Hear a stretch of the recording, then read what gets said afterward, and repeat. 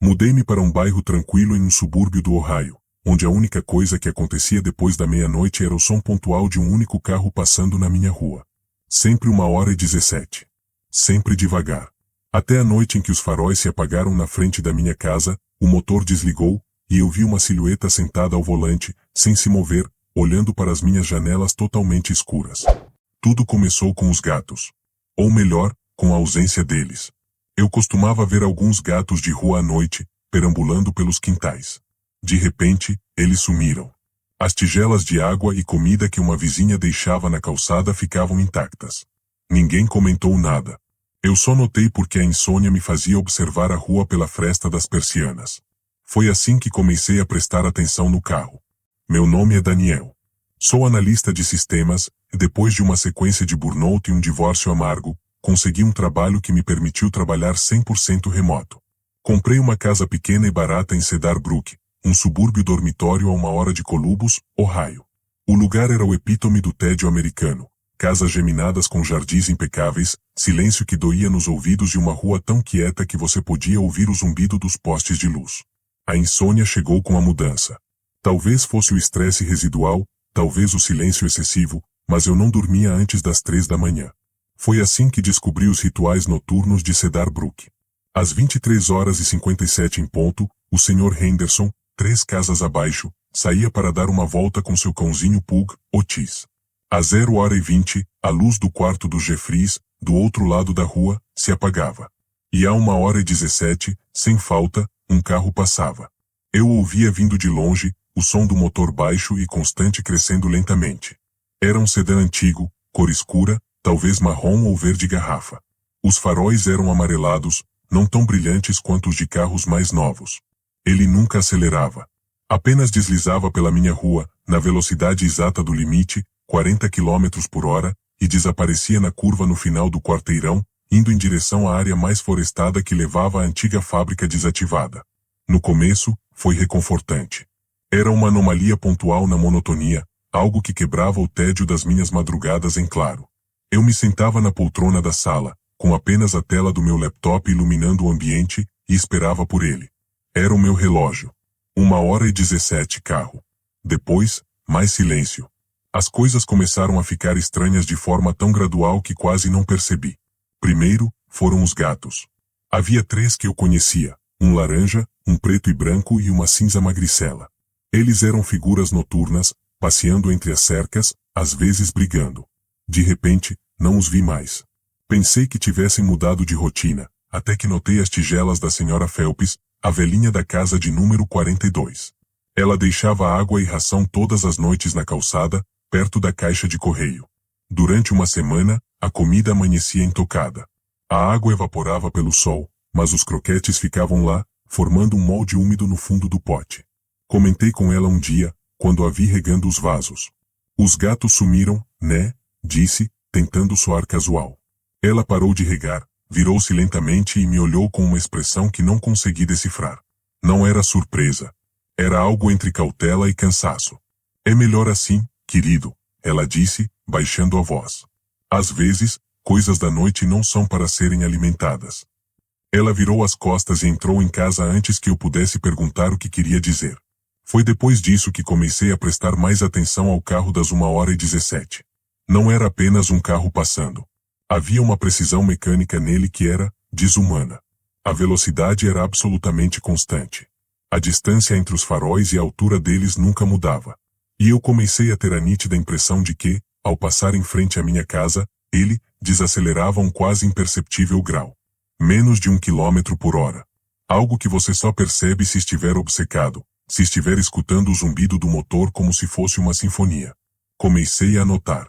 Data, hora exata, 1h17 e 3 segundos, 1h17 e 1 segundo, 1h17. Condições climáticas. Era sempre o mesmo. Chuva, vento, neblina, o carro aparecia. Uma noite de tempestade com ventos que derrubaram ramos, os postes de luz balançando, e lá estava ele, deslizando como um submarino em águas calmas.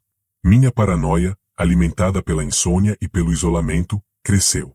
Comecei a me perguntar, quem dirige todas as noites, à mesma hora exata, por um subúrbio adormecido?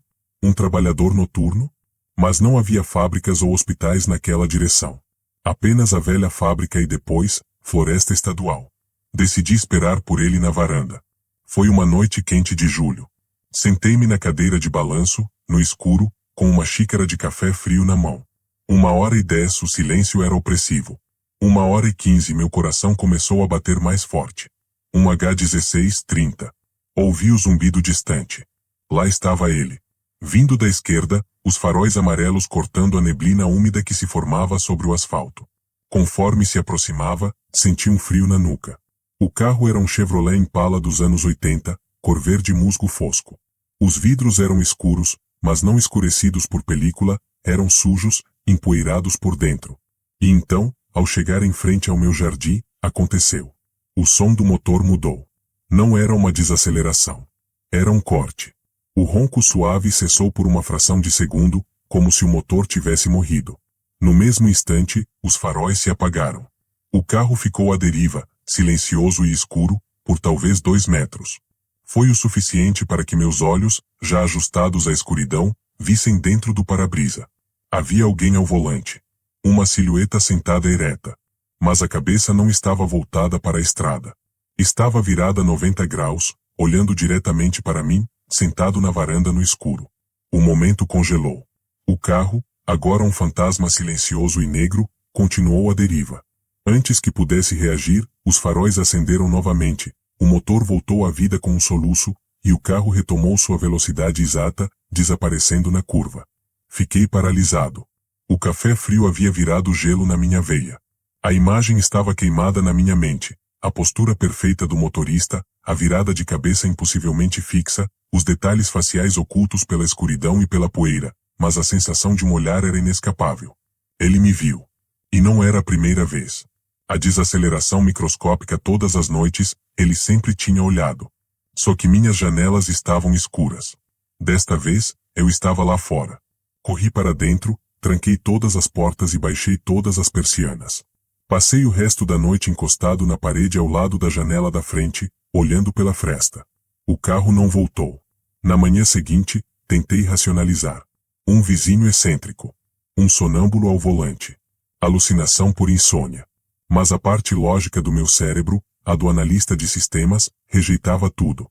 A precisão temporal, o desligamento do motor, o olhar direto, eram dados demais para coincidência. Precisava de mais dados. Fui até o final da rua, na curva onde o carro desaparecia. A estrada continuava, ladeada por bosques, até uma placa enferrujada, propriedade privada, fábrica Riverwood, proibida a entrada. A cerca estava caída em vários pontos. Não era um bloqueio, era um convite. À noite, preparei-me. Coloquei uma câmera digital velha, daquelas compactas, no parapeito da minha janela da frente, escondida atrás de um vaso. Programei-a para tirar uma foto a cada 5 segundos entre 1h15 e 1h20. Queria provas. 1h17, o carro passou. Eu estava deitado no chão da sala, abaixo da linha da janela. Ouvi o motor, o silenciamento súbito e o retorno. Ele tinha feito a mesma coisa. Tinha olhado para uma casa aparentemente vazia. De manhã, com o coração na garganta, puxei as fotos para o computador. As primeiras mostravam a rua vazia. Então, os faróis aparecendo. Na sequência, o carro em frente à casa. Em uma das fotos, tirada durante um momento de silêncio e escuridão, a câmera, com seu obturador lento, conseguirá captar algo. O carro estava lá, uma massa escura. E dentro, através do para-brisa sujo, 2 pontos de luz muito fracos, na altura onde os olhos de uma pessoa estariam. Não eram reflexos. Eram como 2 pontos de baixa luminosidade, esverdeados, pairando na escuridão. E na foto seguinte, quando os faróis acendiam, eles estavam apagados. Algo dentro de mim desmoronou. Não era uma pessoa. Pelo menos, não uma pessoa normal. A próxima noite foi um domingo. Eu estava à beira de um colapso, mas a obsessão era mais forte. Decidi não ficar em casa. Decidi segui-lo. Escondi meu carro, um Atiba comum, em uma rua transversal. À 1h10, eu já estava dentro, motor desligado, suando frio. À 1h16, ouvi o zumbido familiar. Quando o Impala verde passou por mim, engatei a primeira marcha, com as luzes apagadas, comecei a segui-lo à distância. Ele fez o ritual na frente da minha casa. A pausa. O olhar. Minha garganta ficou seca. Depois, ele continuou, virando na curva e pegando a estrada da fábrica. Segui, mantendo uma distância de uns 300 metros, apenas o suficiente para não perder seus faróis amarelos. Ele não acelerou. Manteve os 40 km por hora. Entrou pelo portão arrombado da fábrica Riverwood, um complexo de prédios de tijolos à vista, com janelas quebradas e grafites. Parei meu carro atrás de um amontoado de mato, do lado de fora da cerca. Desliguei o motor. Vi os faróis do Impala se movendo lentamente entre os edifícios, depois apagando-se de repente perto do que parecia ser o galpão principal. Silêncio. Eu estava sozinho, no meio do nada, a 1h30 da manhã, tendo seguido uma coisa não humana até seu covil. A racionalidade finalmente bateu à porta, acompanhada de pavor puro. O que eu esperava conseguir? Estava prestes a dar partida e fugir quando uma luz acendeu. Não era uma luz elétrica. Era fraca, esverdeada e trêmula, como a luz de uma lanterna de querosene ou de vários vagalumes presos em um pote. Vinha de uma das janelas altas do galpão principal. E naquela luz, eu pude ver formas se movendo. Silhuetas humanoides, distorcidas, passando de um lado para outro. Não eram duas. Eram várias. E então, como se tivessem sentido minha presença, as formas pararam. Uma delas se aproximou da janela. E lentamente, todas as silhuetas na sala se viraram, em uníssono, e olharam para a escuridão onde eu estava. O tempo parou. Meu sangue pareceu se solidificar nas veias. Aquelas figuras, indistintas mas inegavelmente voltadas para mim, congelaram qualquer pensamento racional. Era um sentimento animal, puro, a sensação de ter sido descoberto por algo que não deveria saber da sua existência. Eu me encolhi no banco do carro, baixando a cabeça abaixo do nível das janelas. Meus dedos, trêmulos, procuraram a chave na ignição. O som do metal raspando pareceu um grito na quietude absoluta. A luz esverdeada na janela do galpão piscou e se moveu. As silhuetas se agitaram, como sombras de uma chama dançando na parede. Não pensei. Girei a chave, o motor do meu Atibac rugiu para a vida, um som obscenamente alto naquela noite silenciosa. Joguei o câmbio em ré e dei um trancão para trás, sem nem olhar pelo vidro, as rodas traseiras cuspindo cascalho e terra. Quando dei ré para a estrada, arranquei em frente, as rodas dianteiras patinando antes de agarrarem o asfalto. Não olhei para trás. Mantive os olhos fixos na estrada escura à minha frente, minhas mãos suadas grudadas no volante. Só quando estava pelo menos 2 quilômetros de distância, já na rua principal que levava de volta ao subúrbio, é que usei um olhar no retrovisor. A estrada atrás de mim estava vazia. Nenhum par de faróis me seguia. Mas o alívio não veio. Em vez disso, uma compreensão gelada se instalou. Eu não tinha apenas observado. Eu tinha interferido. Tinha cruzado uma linha invisível, seguindo o ritual até sua fonte. E eles, o que quer que fossem, tinham me visto. Cheguei em casa um desastre. Tranquei todas as portas, verifiquei todas as janelas e passei o resto da noite sentado no escuro da cozinha, longe da vista da rua, ouvindo cada pequeno ruído da casa. O zumbido da geladeira parecia uma ameaça. O estalo do madeiramento da casa era um passo furtivo. Quando o sol finalmente nasceu, banhando Cedar Brook em uma luz inocentemente dourada, senti-me idiota. A fábrica Riverwood. Eu tinha visto coisas à luz fraca. Minha mente paranoica tinha feito o resto. Provavelmente eram moradores de rua, ou adolescentes usando o local para festas. O motorista do Impala era só um cara esquisito. Os gatos tinham sumido por causa de um predador natural, um coiote talvez. Tudo tinha uma explicação mundana e lógica. Precisava confirmar. Precisava ver a fábrica à luz do dia. Depois do almoço, com o sol alto, dirigi até o local. Pareceu menos ameaçador sob a luz solar.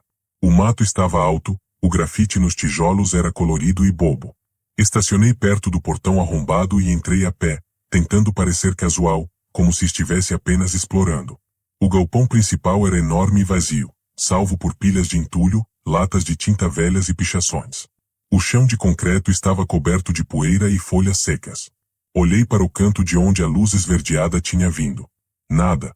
Apenas paredes sujas e janelas quebradas. Mas então, meus olhos foram atraídos para o chão. Na poeira grossa, havia pegadas. Muitas. Mas não eram de tênis ou botas. Eram pegadas estranhas, descalças, com os dedos anormalmente longos e finos. E elas não se espalhavam aleatoriamente. Convergiam para o centro da sala e depois se dispersavam em padrões circulares, como uma dança ritualística. E havia marcas no chão, feitas com cinzas ou carvão. Círculos concêntricos, símbolos geométricos angulares que não significavam nada para mim. E no centro do maior círculo, uma mancha escura e ressecada que poderia ser ferrugem. Ou algo pior. A explicação mundana começou a rachar. Adolescentes não andavam descalços em um prédio cheio de vidro quebrado. E não desenhavam símbolos no chão com cinzas. Ouvi um rangido acima de mim. Olhei para cima, para as vigas de ferro do telhado. Nada. Apenas poeira caindo em um raio de sol. Mas o cheiro mudou. Não era mais mofo e tinta velha. Era um cheiro doce e enjoativo, como carne mal conservada e flores murchas. O mesmo cheiro que, de forma muito tênue, eu tinha sentido no ar na noite anterior, antes de fugir. Saí de lá rápido. As explicações lógicas não se encaixavam mais. Eu tinha um conjunto de dados anômalos, o carro pontual, os gatos desaparecidos, as pegadas, os símbolos, o cheiro. E o aviso da senhora Phelps, às vezes, coisas da noite não são para serem alimentadas. Naquela noite, o medo falou mais alto. Desliguei todas as luzes da frente da casa e fiquei no quarto dos fundos, longe da janela. 1h17 chegou. Ouvi o zumbido do motor. Ele diminuiu em frente à minha casa. Desta vez, a pausa pareceu mais longa. Muito mais longa. 1 minuto inteiro de silêncio absoluto lá fora.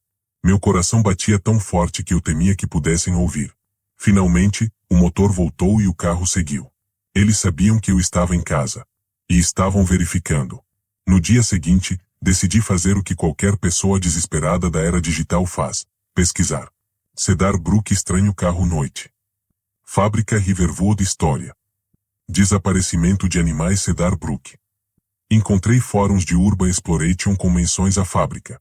Diziam que era pesada, que dava bad vibes, mas nada concreto. Até que, em um fórum antigo e obscuro sobre folclore regional, encontrei uma referência. Um post de 2007, de um usuário chamado Nightwatcher. Meu avô trabalhava na Riverwood nos anos 60. Ele contava que os donos, a família Granger, eram excêntricos. Muito religiosos, mas de um jeito errado. Faziam reuniões no galpão depois do turno da noite. Ele disse que uma vez, chegou mais cedo para buscar uma ferramenta e viu eles em um círculo, com capas, cantando em algo que não era inglês. No centro, havia algo coberto por um pano. O pano se mexia. Ele foi demitido no dia seguinte sem explicação. A fábrica fechou nos anos 80, mas a lenda na cidade era que os Granger nunca foram embora. Que eles guardavam algo lá. Algo que saía à noite para fazer rondas. A velha guarda de Cedar Brook sabe. Eles não falam. Eles só trancam as portas às 1h e não olham para a rua. O post tinha uma última linha: se você está lendo isso e mora aí, cuidado com o relojoeiro. É o que eles chamam o que faz as rondas. Dizem que ele mantém o ritmo. O ritmo de quê? Ninguém sabe. O relojoeiro. O carro das 1h17. A precisão mecânica. Minha investigação tinha um nome agora. E um passado. Precisava falar com alguém que soubesse. A senhora Phelps. Ela era velha guarda. Ela sabia. Fui até a casa dela naquela tarde. Ela estava no jardim da frente, podando rosas com uma tesoura de jardinagem afiadíssima. Parei na calçada. Desculpe incomodar, senhora Phelps. É sobre os gatos.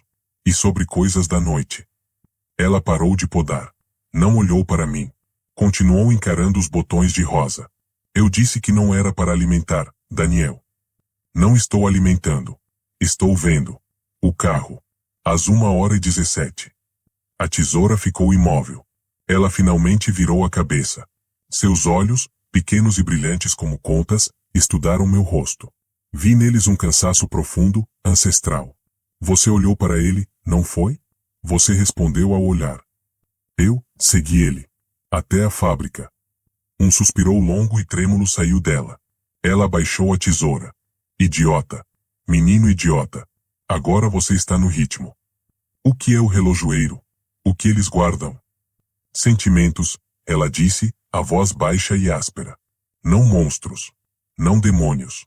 Sentimentos velhos e ruins que a família Granger gostava de colecionar. Inveja, solidão, paranoia, eles achavam que podiam armazenar, como vinho em uma adega. A fábrica era a adega. Mas sentimentos não ficam parados. Eles criam rotinas. Precisam ser checados, alimentados. O relojoeiro é o guardião. Ele faz a ronda. Ele verifica se os sentimentos ainda estão nos seus lugares, se as fontes. Ela olhou para mim significativamente. Se as fontes ainda estão disponíveis. Fontes. As pessoas, Daniel. Pessoas solitárias, assustadas, cheias de dúvida. Pessoas como você, que ficam acordadas à noite, cheias de um vazio que pode ser preenchido com aquela escuridão específica. Ele passa, ele olha, ele mede. E se achar que você serve, ele para. Ele coleta. A ficha caiu. O desaparecimento dos gatos. Os animais eram sensíveis. Sentiam a presença e fugiam. A senhora Phelps não alimentava os gatos por bondade. Era um sistema de alarme. Gatos presentes, tudo normal. Gatos ausentes, o perigo estava ativo. O que acontece se ele coletar? Ela encolheu os ombros, um gesto de terrível resignação. Você some. E alguém na cidade diz que você deve ter se mudado de repente, ou teve um colapso e foi para um hospital longe. E a rotina continua. O ritmo é mantido. A coleção fica mais rica. Ela se virou de costas para mim, fim da conversa. Tranque sua porta. Tape suas janelas. E tente não sentir nada depois da meia-noite. É o conselho mais inútil do mundo, eu sei. Voltei para casa sob um pânico gelado e metódico. Eu era uma fonte em potencial. Minha insônia, meu isolamento, meu medo crescente, era exatamente o que aquela coisa, o relojoeiro, procurava. Eu estava me tornando o combustível ideal. A noite chegou. Eu tinha trancado tudo, colocado papelão nas frestas das janelas da frente. Mas sabia que não era suficiente. A casa não era uma fortaleza. Era uma gaiola. 1h17 se aproximou. Sentei no chão do corredor, longe de qualquer janela. Ouvi o motor se aproximando. Desta vez, ele não apenas diminuiu. Parou. O silêncio lá fora era absoluto. Meu corpo inteiro ficou tenso. Ele estava lá, na frente da minha casa. Parado. Olhando. Minutos passaram. 2. 3. Nada. E então, veio o som. Toque. Toque. Toque. Era um som seco, metálico. Como uma unha longa batendo no vidro da minha porta da frente. Meu coração parou. Ele tinha saído do carro. Toque. Toque. Toque. Uma pausa. Depois, o som começou a se arrastar. Scraap. Scraap. Indo da porta para a janela da sala. Ele estava circulando a casa. Eu não conseguia respirar. Meus pulmões queimavam. Rastejei até a cozinha, a sala dos fundos. De lá, dava para ver o quintal, iluminado fracamente pela luz do poste da rua de trás. E então, vi uma silhueta alta e magra, de postura absurdamente ereta, parada na cerca que separava meu quintal do dos vizinhos. Não era claramente humano. Os braços eram longos demais. A cabeça, pequena e inclinada, como a de um pássaro. Não dava para ver o rosto, apenas uma sombra mais escura. Ela não se mexia. Apenas observava a casa. Observava onde eu deveria estar. De repente, a cabeça se virou, com um movimento brusco e mecânico. Não virou no pescoço. O torso inteiro girou alguns graus, como se estivesse montado em um suporte. E agora, aquela escuridão onde deveria estar o rosto estava apontada diretamente para a janela da cozinha. Para mim, rastejando no chão. Ela me viu. Ela sabia exatamente onde eu estava. A silhueta então levantou um braço. Lentamente, apontou um dedo longo e fino para a janela. Não era um gesto de ameaça. Era um gesto de marcação. Como um colecionador identificando um espécime. Depois, ela simplesmente se virou e caminhou em direção à cerca do outro lado. Seus movimentos não eram fluidos, mas uma série de poses congeladas, como quadros de um filme antigo. Em 3 passos, estava do outro lado, e em seguida, perdida nas sombras do quintal vizinho. Ouvi, de longe, a porta de um carro bater. O motor do Impala ligou. E ele foi embora. Eu tinha sido marcado. A coleta não era imediata. Era um processo. Ele voltaria. A manhã seguinte encontrou-me um homem quebrado. A explicação lógica estava morta e enterrada.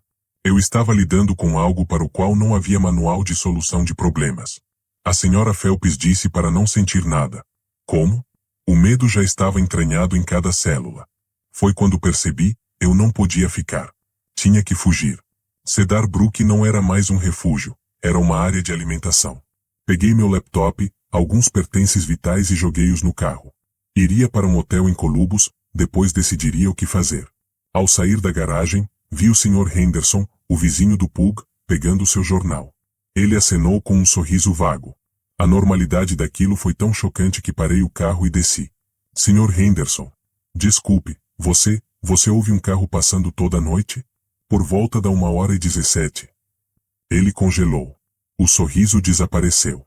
Seus olhos se tornaram cautelosos, idênticos aos da Sra. Phelps.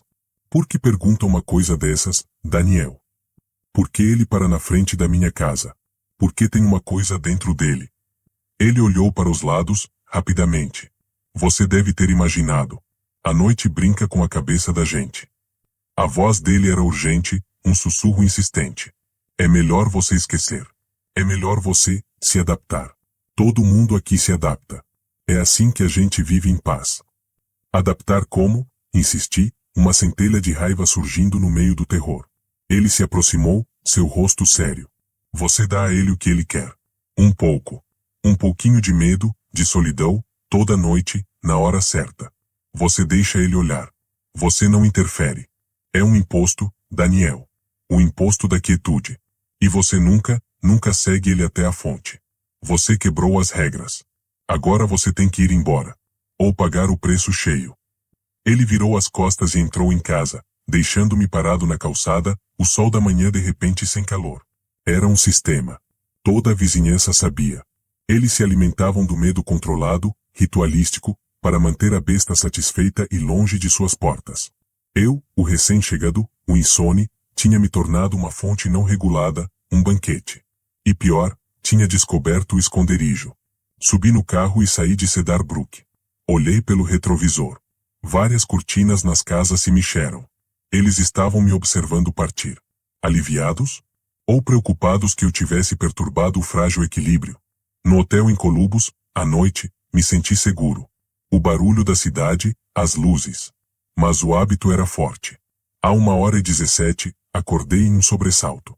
E da rua movimentada abaixo, entre o ruído do tráfego, juro que ouvi, por um segundo, o zumbido baixo e constante de um motor antigo. Era impossível. Era sugestão. Mas no meu quarto de hotel, no 12º andar, o rádio-relógio do criado mudo, que eu nem sabia que tinha rádio, ligou sozinho. E sintonizou em uma estática profunda. E dentro da estática, havia um único tic-tac. Preciso, mecânico. Era 1h17. O tic-tac do rádio-relógio durou exatamente 1 minuto. 1 minuto de agulhas imaginárias perfurando meu crânio. Quando parou, o silêncio que se seguiu foi pior. Significava que o intervalo havia terminado. O próximo ciclo começaria em 24 horas. Eu não estava seguro. A regra de nunca sair da área, o imposto da quietude que o Sr. Henderson mencionara, agora fazia um sentido perverso. Ao fugir, eu não tinha me liberado. Tinha apenas mostrado que era uma fonte ativa, uma peça solta no mecanismo. E o relojoeiro, por definição, não tolerava peças soltas. Os dias no hotel foram um tormento de espera. Trabalhei com a porta trancada e correntada, as cortinas cerradas. A noite era o inimigo. Às 1h17, ficava paralisado, escutando. Na terceira noite, a TV ligou sozinha às 1h16:59, mostrando apenas chuva estática. Desliguei-a na tomada. Eu não podia viver assim. A fuga física não funcionara. Precisava de uma solução mais profunda. A resposta estava na fonte, a fábrica e a coleção dos Granger. Se eram sentimentos armazenados, talvez pudessem ser dissipados. Destruídos. A lógica do analista de sistemas reemergiu. Para parar um processo malicioso, você precisa corromper seus dados ou desligar seu servidor. A fábrica era o servidor. Os sentimentos, os dados. E o relojoeiro, o programa de manutenção. Voltei a Cedar Brook durante o dia. Não fui para minha casa. Estacionei em um shopping distante e comprei suprimentos, uma lanterna potente, um machado de incêndio, paguei em dinheiro numa loja de ferramentas usadas, gasolina em um galão. Planejava ser um exterminador de fantasmas usando ferramentas literais. A Sra. Phelps me viu estacionar na rua dela. Ela saiu na varanda, seu rosto uma máscara de preocupação e raiva. Você voltou? Mais idiota ainda. Vou acabar com isso, Disse, sem convicção. Você vai alimentar ainda mais, ela retrucou, secamente. Raiva. Destruição. São iguarias raras para eles. Você está indo preparar um banquete. Ela virou e entrou, batendo a porta. Ignorei. O plano era simples: invadir a fábrica à luz do dia, encontrar o núcleo, a sala da luz esverdeada, e destruir tudo. Queimar os símbolos, desfigurar o círculo. Talvez, sem um lugar para retornar, o relojoeiro se dissipasse. Cheguei à fábrica no final da tarde. O sol estava baixo, lançando sombras longas que transformavam os edifícios em dentes negros. Entrei pelo mesmo portão, o machado pesado em uma mão, a lanterna na outra. O galpão principal estava exatamente como antes, só que agora as pegadas estranhas pareciam mais numerosas, mais frescas, como se uma multidão tivesse dançado ali na noite anterior. Fui direto para o canto da luz esverdeada. No chão, o grande círculo de cinzas agora tinha camadas, como um anel de árvore do mal. A mancha escura no centro parecia maior, mais úmida.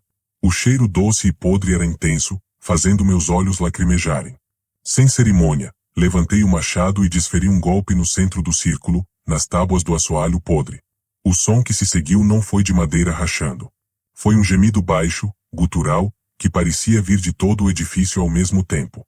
Um tremor correu pelo chão. Poeira caiu das vigas. Eu estava errado. Não estava destruindo um símbolo. Estava machucando algo. Algo que usava aquele lugar como uma extensão de si. Coragem? Ou puro pânico convertido em fúria? Continuei. Golpeei o chão, despedaçando as tábuas, espalhando as cinzas. Arranquei tábuas soltas, revelando a terra negra e úmida por baixo. A terra cheirava a sepultura. O gemido cresceu, tornando-se um zumbido agudo que ecoava dentro dos meus ossos. As sombras na sala, que antes eram apenas ausência de luz, começaram a se mexer, a se contrair, a se esticar em direção a mim, como tentáculos de tinta derramada. Peguei o galão de gasolina. Despejei-o sobre as tábuas quebradas, sobre a terra exposta, sobre os símbolos. O cheiro químico cortou o fedor doce por um momento.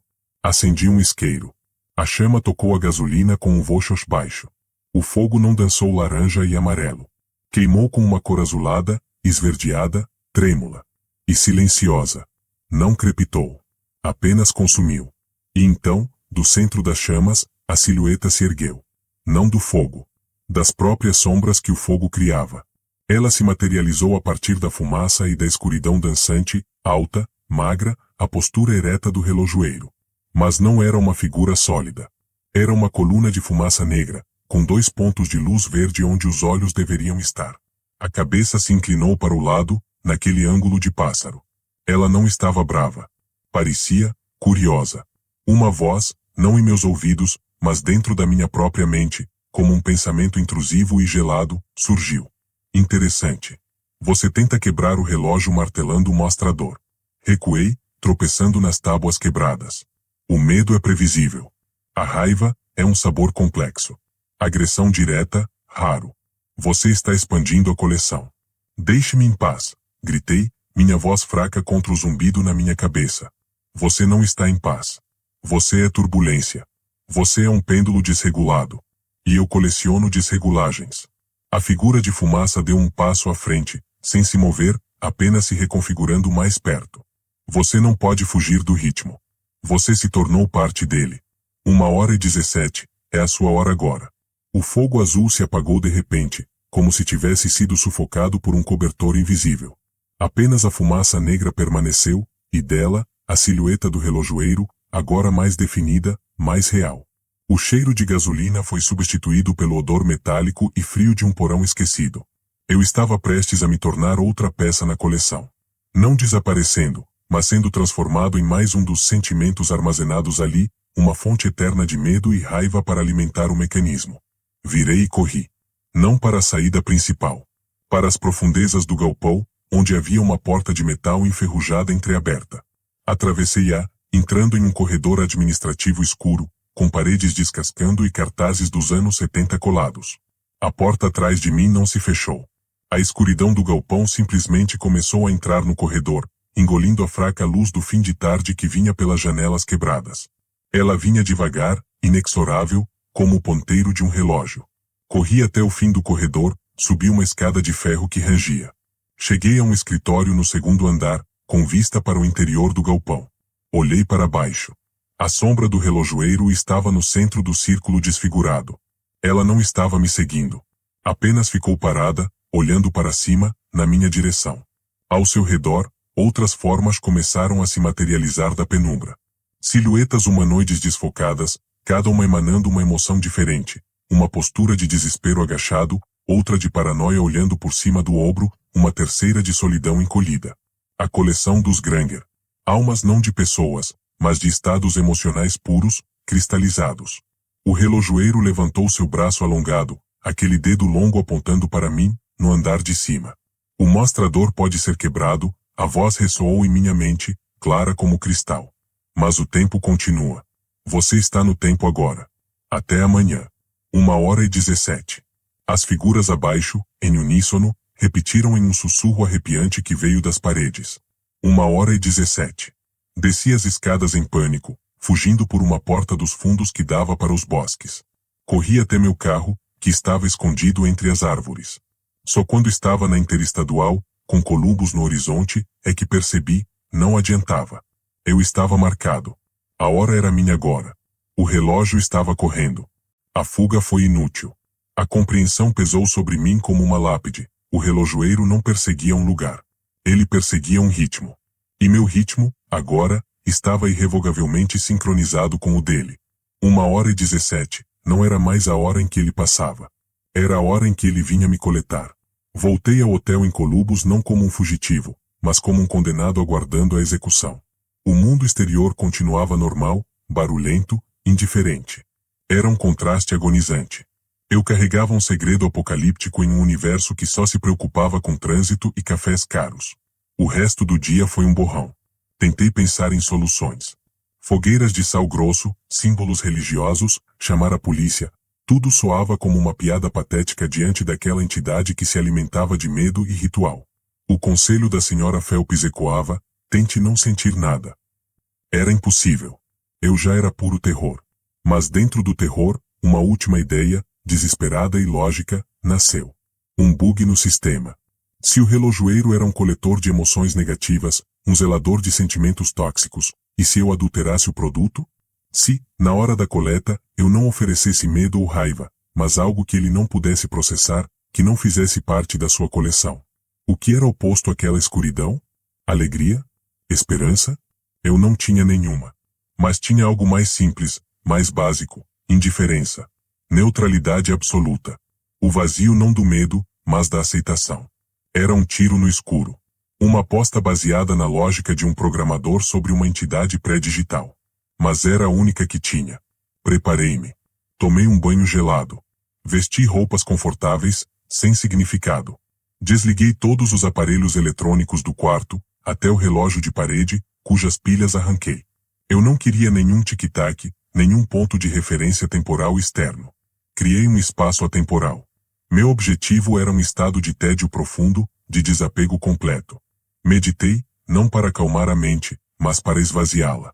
Pensei em coisas insossas, a textura de um papel de parede, a lista de ingredientes de um pão de forma, a repetição de dígitos do número π.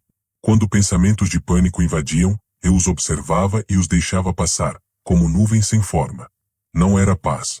Era uma anestesia emocional autoinduzida. Um coma psíquico. A noite caiu. As luzes da cidade piscaram lá fora. Eu me sentei no chão, de costas para a porta, olhando para uma parede branca e vazia. Respirei. Esperei. Eu não sabia que horas eram. Me recusei a saber.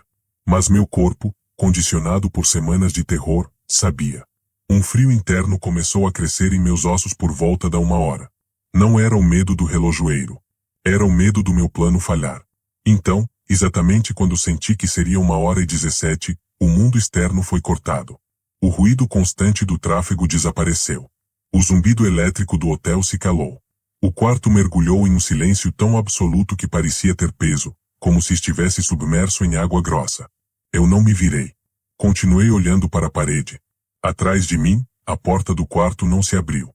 A temperatura simplesmente caiu, grau a grau, até que meu hálito formou nuvens espessas no ar parado. O cheiro chegou em seguida, não o doce podre, mas o metálico e frio de máquinas antigas, de óleo velho e tempo engarrafado. Ele estava no quarto. Eu senti a presença preencher o espaço atrás de mim. Uma densidade no ar, uma distorção na luz periférica. A sombra dele se projetou na minha parede branca, alta, magra, a cabeça inclinada. Os 2 pontos de luz verdes brilhavam fracamente na sombra, refletidos de alguma fonte que não existia no meu quarto. Minha espinha congelou. Cada fibra do meu ser gritava para virar, para correr, para gritar. A mente de lagarto tomou o controle e disse, ofereça o medo. É isso que ele quer. Eu respirei fundo. Foquei na parede. No tom levemente amarelado do branco. Na pequena rachadura perto do rodapé. É só uma rachadura. É só tinta. É só gesso. Você está quieto. A voz na minha mente era clara, mas sem emoção, como um sintetizador tentando imitar a curiosidade. Eu não respondi. Nem mentalmente. Deixei a observação passar, como uma nuvem. A sombra na parede se moveu. Um braço alongado se ergueu, o dedo longo apontando para minha nuca. Não senti um toque físico, mas uma pressão de gelo se formou no exato ponto. O medo sumiu. Onde você colocou? Continuei olhando para a rachadura. É só uma rachadura. É só uma rachadura. A pressão aumentou. Uma dor de cabeça aguda e fria brotou do ponto onde o dedo sectral apontava. Ele estava procurando. Vasculhando minha mente, minha aura, meu campo emocional, procurando pelo sabor familiar do pavor. Eu não o alimentei. Deixei a dor existir, mas não a rotulei como medo. Rotulei como sensação. Como o latejar de um músculo cansado. Desinteressante. A sombra na parede ficou imóvel por um longo, longo tempo. Os pontos verdes piscaram, lentamente. Você quebrou o ritmo. A voz soou, confusa. Um tom microtonal de incerteza. Isso não está no catálogo. Ele baixou o braço. A pressão de gelo na minha nuca diminuiu. A sombra recuou alguns centímetros na parede. Eu tinha descoberto. O relojoeiro era um catálogo, um curador. Ele entendia medo, raiva, solidão, paranoia. Ele não entendia o vácuo. A aceitação resignada, a neutralidade absoluta, não era um sentimento que os Granger haviam colecionado. Era um erro. Um nu-value. Um dado corrompido. A sombra começou a se agitar, sua forma tremendo levemente. Os pontos verdes se moviam erraticamente. Isso é um erro. Você é um erro. Erros devem ser corrigidos. Ou descartados. A temperatura despencou ainda mais. O cheiro de óleo velho se tornou sufocante. A escuridão ao meu redor começou a se contrair, a se tornar sólida, como se as paredes do quarto estivessem se fechando. Ele ia me esmagar, me apagar, me descartar da sua realidade perfeita e ritmada. Era o momento final. Ele trocaria de tática. Da coleta, para a correção de erro. Foi então que fiz a única coisa que me restava. A coisa mais ilógica, mais humana, mais errada para aquele contexto. Eu sorri. Não um sorriso de alegria ou triunfo. Um sorriso pequeno, cansado, de pura e simples aceitação do absurdo. A aceitação de que eu poderia morrer ali, esmagado por uma entidade de relojoaria emocional, e que aquilo era, no fim das contas, uma piada cósmica de mau gosto. E soltei uma leve risada. Um sopro de ar quente no quarto gelado. A sombra na parede congelou. Os pontos verdes se fixaram. A contração da escuridão parou. O que é isso? A voz na minha mente soou, pela primeira vez, genuinamente perplexa. Não era uma pergunta retórica. Era uma consulta a um banco de dados que não existia. Riso?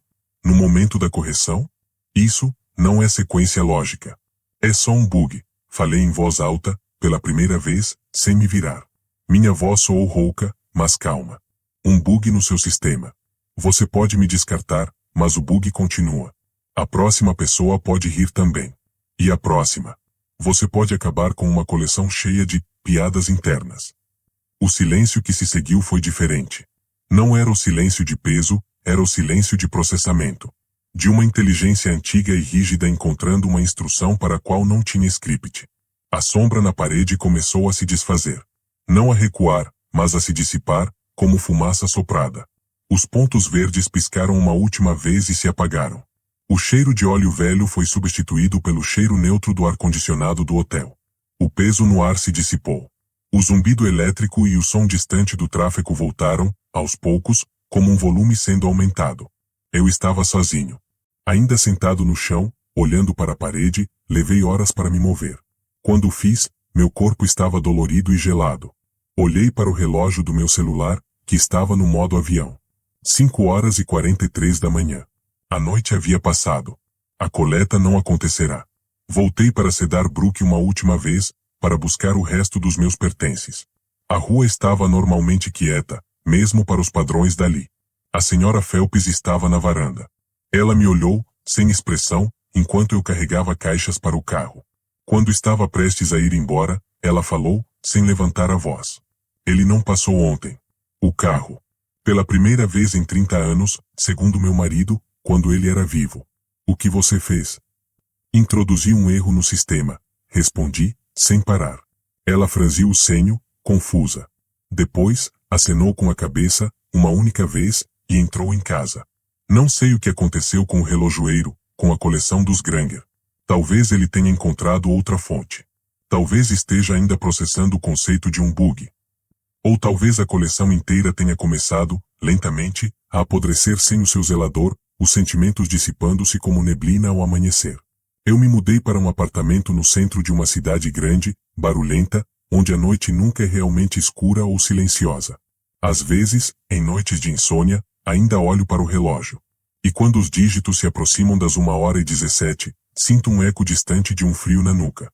Mas agora, em vez de pavor, sinto apenas um tédio profundo. E às vezes, lembro do absurdo de tudo, e solto uma risada abafada no travesseiro. É o meu antídoto. É o bug que carrego comigo. E parece estar funcionando.